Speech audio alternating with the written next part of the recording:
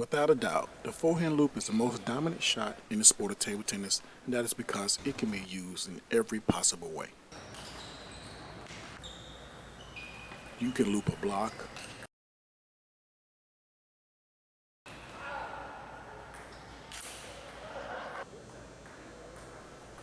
a push,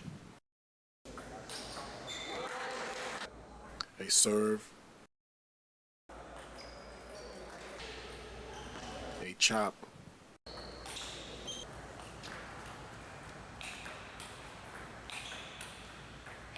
a high ball, as well as looping another loop.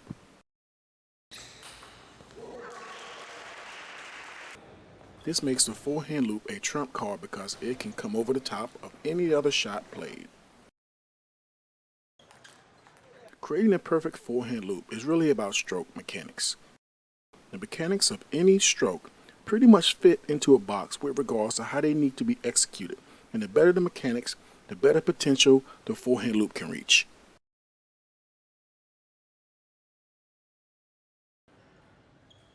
Having perfect forehand loop mechanics has been something that was important to me since I was in my youth.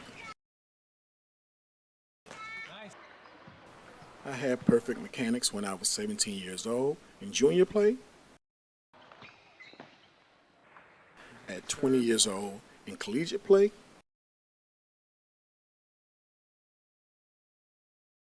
at 25 years old in international competition,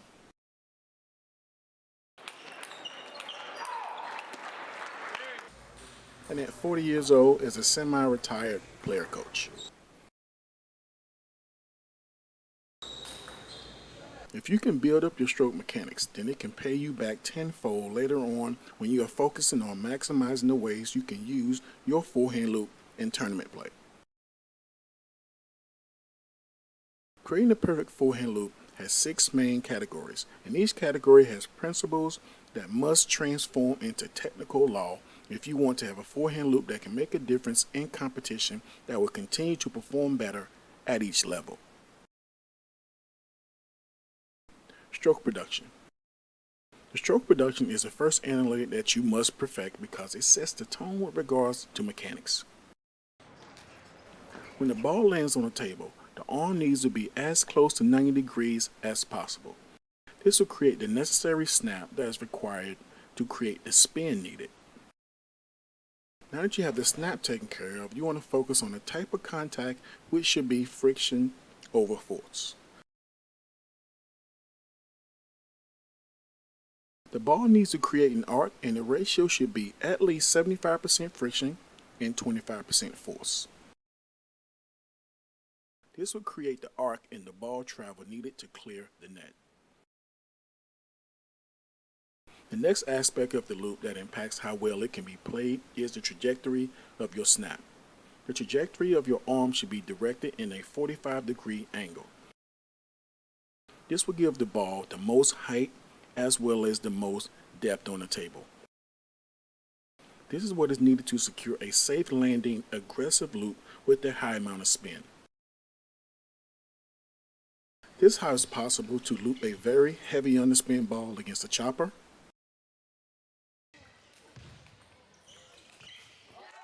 it's also how you can loop a serve that is over the table. It is also how you can execute a forehand counter loop.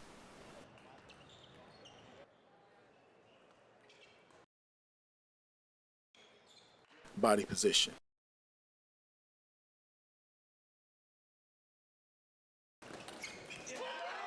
The body position of your forehand loop is important because it can drastically impact how well the shot is played.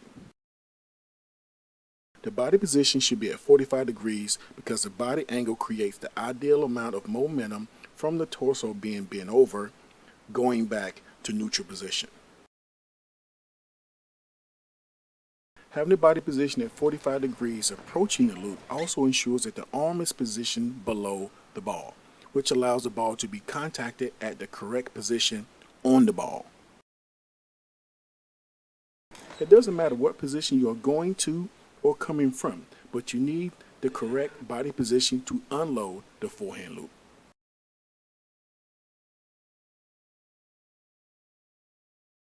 body movement. The body movement pertains to what you need to do with your lower body to ensure a quality forehand loop. The legs should be as close to 90 degrees as possible to confirm that there's always a height surplus. A height surplus is created when the legs are bent enough there's a positive amount of space between the racket position and the table position before contacting the ball. This is how the body movement plays a role in each forehand loop that you attempt. It is important to avoid creating a height deficit because that is how the other components of the forehand loop will fall apart. Footwork. To create the perfect forehand loop, it is important to implement two types of footwork, and that is foot placement and foot speed. The anchor for the forehand loop is footwork, and foot placement is important because the stroke production, body position, body movement can't function properly without the feet being lined up to the ball. There's a constantly reshuffling of these stroke analytics, and it's grounded by footwork. If you have to attempt several forehand loops, it's important to prioritize foot speed as a component that will put the forehand loop in the optimal position. Stroke timing. The stroke timing of the forehand loop is imperative because it is the true unique identifier as to if your forehand will be played properly.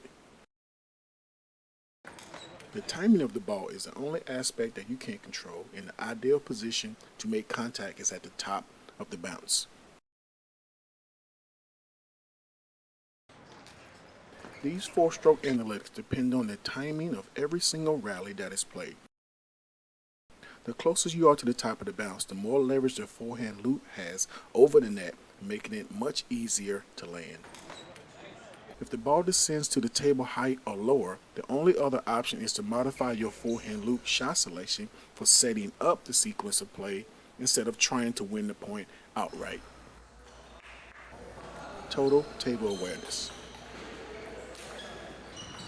If you are at all interested in creating the perfect forehand loop, then it would be for this moment alone.